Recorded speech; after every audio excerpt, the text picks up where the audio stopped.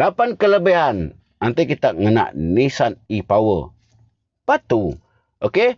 Tapi sebenarnya bantu aku like and share video tu. Nanti kita orang berminat konten-konten berkata. Anda lupa aku gak support. Okey. Kelima. Okey. Bila keadaan kita orang laju.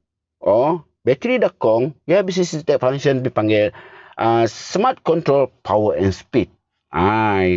Functionnya akan supply daripada generator direct terus ke gaya motor supaya kereta ke performance kita orang nak akan drop ataupun kita orang terpaksa risau slow down sebab kat charge bateri nak perlu kita orang boleh lajak gak generator akan direct supply dengan gaya motor untuk kekal performance kita orang bergerak dengan laju.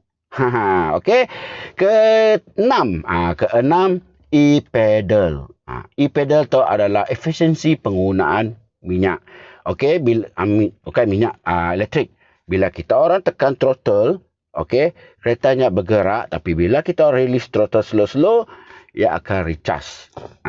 Ia akan recharge direct bateri kita orang. Even though kita release throttle-nya akan recharge bateri kita orang untuk extend bergerak kita orang dan untuk mengurangkan penggunaan petrol kita orang. Ketujuh, servis ataupun penyelenggarannya adalah murah. Compare dengan ICE ataupun kita hybrid. Laban ia nak naik gearbox. So ia adalah direct drive. Dan yang kena bateri lithium ion. Lebih padat, ringan, nak perlu besar-besar, nak perlu. Ia cuma bahagian belakang aja. So, yang lebih ringan, nanti kita orang drive nak perlu bebankan kereta. Dan akhir sekali, nombor 8, jarak fleksibel.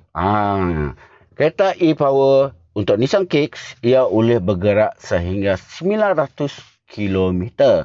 Maksud dari Miri ke Kuching kot.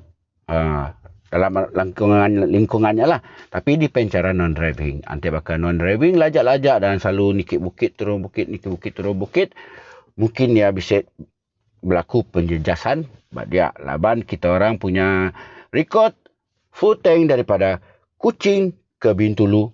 Tidak ada masalah.